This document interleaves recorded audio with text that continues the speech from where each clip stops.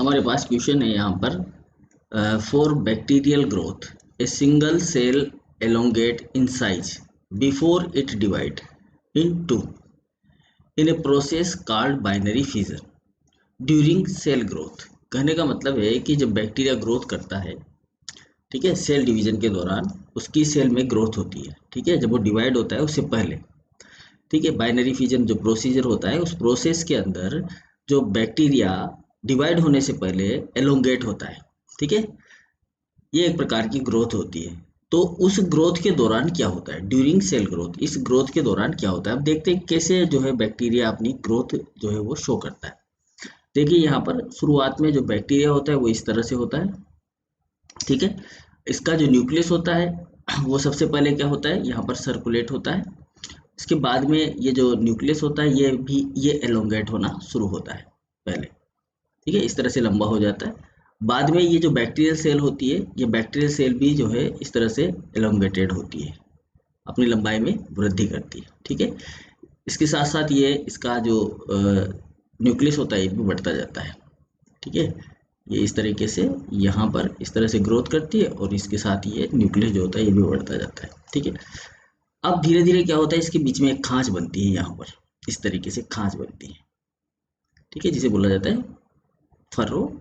ये इस तरह से खांच बनती है और फिर दो बैक्टीरिया में ये डिवाइड हो जाता है, that is the binary fission, ठीक है।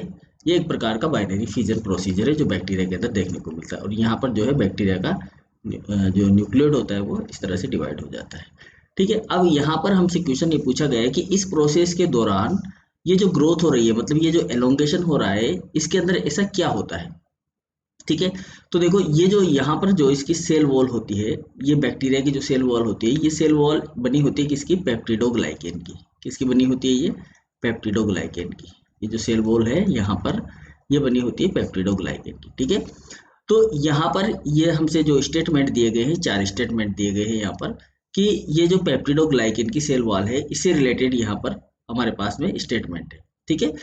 अब जनरली पहले हम प्रोसेस समझते हैं, यहाँ होता क्या है कि देखो जब ये जब सेल वॉल इस तरह से एलोंगेटेड होती है तो यहाँ पर नई जो है नया जो पेप्टिडोग्लाइकेन है वो सिंथेसिस किया जाता है, मतलब कि पेप्टिडोग्लाइकेन का सिंथेसिस किया जाता है। पहली चीज यहाँ पर ये ध्यान रखनी है हमें, नया पेप्टिडोग्लाइकेन जो होता है वो सिंथेसाइज किया जाता है, ठीक है। इसके अलावा यहाँ पर जो पुराना पेप्टिडोग्लाइकेन होता है उसमें जगह बनती है, जैसे यहाँ पर ये क्रॉस लिंकिंग पॉलीमर होता है, इस तरह से क्रॉस लिंक्ड पॉलीमर होता है यहाँ पर, ठीक है। तो ये क्या होता है कि इसके जो बॉन्ड होते हैं वो ढीले हो जाते हैं, ये ढीला हो जाता है और नया जो पेप्टिडोग्लाइकेन होता है वो इसके अंदर बीच में इंक्लूड कर दिया जाता है इस तरीके से, ठीक है, यहाँ पर बीच में इंक्लूड कर दिया जाता है। इसकी वजह से ये जो इसकी जो सेल वॉल होती है ये लंबाई में ग्रोथ करती है, मतलब ये बैक्टीरियल सेल जो है एलोंगेटेड हो जाती है, ठीक है। ये कौन सी सेल है, एलोंगेटेड, ठीक है। ये दो बातें यहाँ पर ध्यान रखनी है और स्टेटमेंट को हमें पढ़ना है, ठीक है। तो चलिए यहाँ पर पहला स्टेटमेंट है न्यू पेप्टिडोग्लाइकेन सिंथेसाइज, बिल्कुल होता है, ठीक है, is require along with the hydrolysis of bond linking, ठीक है, या बॉन्ड लिंकिंग जो होता है उसका हाइड्रोलाइसिस होता है। The old peptidoglycan chain, old peptidoglycan chain का जो है हाइड्रोलाइसिस होता है, उसके अंदर जो बॉन्ड लिंक होते हैं उनका हाइड्रोलाइसिस होता है, ढीला हो जाता है, ढीला पड़ जाता है और पेप्टिडोग्लाइकेन का सिंथेसिस होता है जो इसके अंदर न्यूली इंसर्ट हो जाता है, ठीक है। तो अभी तक तो ये स्टेटमेंट हमारा जो है सही है। न्यू पेप्टिडोग्लाइकेन सिंथेसाइज, ये भी राइट है। Require but no hydrolysis of the old peptidoglycan occur, ये गलत बात है, यहाँ पर जो है हाइड्रोलाइसिस मिलता है देखने को, ठीक है। तो ये जो है ऑप्शन अपना ये गलत है यहाँ पर। थर्ड स्टेटमेंट है the old peptidoglycan is completely degraded, बिल्कुल नहीं हो सकता, कम्प्लीटली डिग्रेडेड तो हो ही नहीं सकता, अगर डिग्रेड हो जाएगा तो सेल ही क्या हो जाएगी, डिग्रेड हो जाएगी, तो ये हो ही नहीं सकता।